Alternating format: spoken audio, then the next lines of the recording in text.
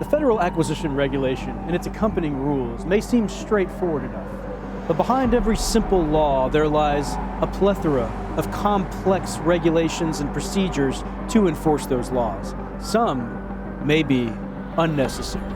This evening, we come to you at an undisclosed location to bring you a very captivating story dealing with questionable behavior toward the federal acquisition rules.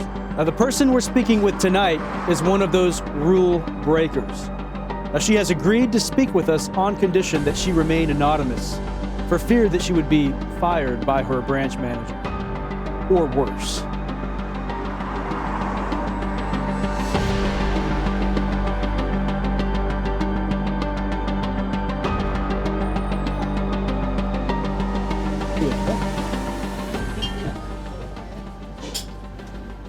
So first, I want to thank you for your bravery in being here today. Of course. Thanks for having me. Okay. First question. You knew this was going to come up. I have to ask. You had dinner with a contractor. What were you thinking? Well, actually, I was thinking I wanted to build better relationships with industry and know more about the market. She then went on to explain to me that while there are ethics rules for government employees not accepting gifts, there is no ban per se on attending a dinner with a contractor. The OMB OFPP myth-busting memos even say in myth-busting number 1, misconception number 1, that you can engage in one-on-ones as long as there is no preferential treatment. An example of this is when General Mattis created what he called the machine when he was Secretary of Defense. Basically, he made sure that if he was having dinner with companies, he was not giving that particular company preferential treatment. Okay, this question's going to be a little bit more sensitive. I heard that you started revealing prices in your solicitations. Doesn't seem like better buying power. What's up with that? So, sometimes, revealing the price in the solicitation is one of the best ways to get the best value of what you want to buy. Sometimes indeed. She mentioned that there is nothing specifically against revealing the price within a solicitation, because releasing the information does not give an unfair advantage to any vendor. You still have to comply with the Competition and Contracting Act, or CCA, and releasing budgetary or price information may dampen competition by shrinking some of the price evaluation differentiation. However, if it makes good business judgment to the contracting officer and is in the best interest of the government, it's okay with the FAR. She explained that when she was working with emerging technologies, it was important to let the companies know, okay, I have X amount to work with. Who can give me the best solution within this price range? This lended itself, she explained, to extremely accurate proposals. The company knew the range of funding, and they could get creative on how they could provide the most innovative and effective solution within that funding range. Okay, now this one may be a rumor, it may not be true, but I heard that you started combining two completely different source selection procedures. Tell me that's not true. Yeah, combining source selection procedures is actually very easy and very effective.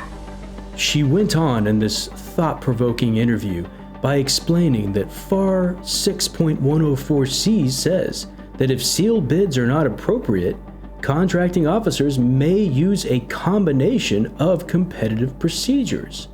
These approaches can and should be tailored for each requirement, generating the best responses from industry and incentivizing innovation. Sometimes, she explained, that means using the best combination of competitive procedures possible. She explained that one time she used a trade-off approach for Phase 1, where she singled down on the offerers that were the most responsible, and then when she found out the most technically proficient pool of offers, she switched to a sealed bid approach, using the lowest price to pick the winner. And by the way, if you're enjoying this content, like and subscribe. It's the best way to support our channel. Okay, for this next question, now you don't have to answer this, But you are in a safe space. I heard that you're not taking advice from lawyers. Is that true? That's right. Lawyers are called advisors for a reason. At first, I admit, I was about to call the police on her, but as she explained, I had a sudden change of heart. She explained to me that legal reviews are a must and the contracting officer must seek legal sufficiency, but there are often disagreements between the contracting officer and the attorney on how to execute a contract and what is an acceptable level of risk.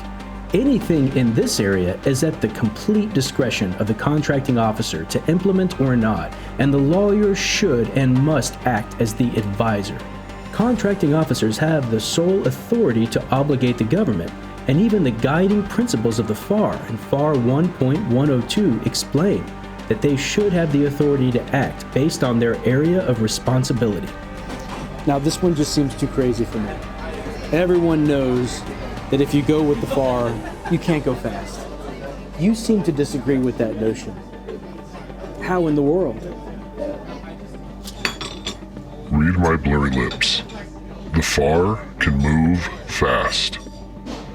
Is it possible to be so edgy that you take regulations that don't appear edgy and break barriers with them? Well, this contracting officer was. She explained to me that actually, the more you know about the federal acquisition regulation, the more you can actually use it to move fast, since one of the main guiding principles, and actually the whole vision of the FAR, is to offer timely services and product to the customer. This is of the utmost importance to the regulations, and everything must be done to achieve that purpose while following the rules. This was definitely a thought-provoking interview, and what I once thought was a scandal turned into a thought-provoking strategy. I will close with this final thought. If you are a contracting officer, you should be empowered within your authority to ensure that you deliver on a timely basis the best value product to the customer, and sometimes it takes a little bit of creativity and common sense. Good luck and good night. Acquisition's hard, but it doesn't have to be. Whether you're from government or industry, if you're looking for solutions to your hard problems, click the link below to schedule a chat. We'd love to hear from you.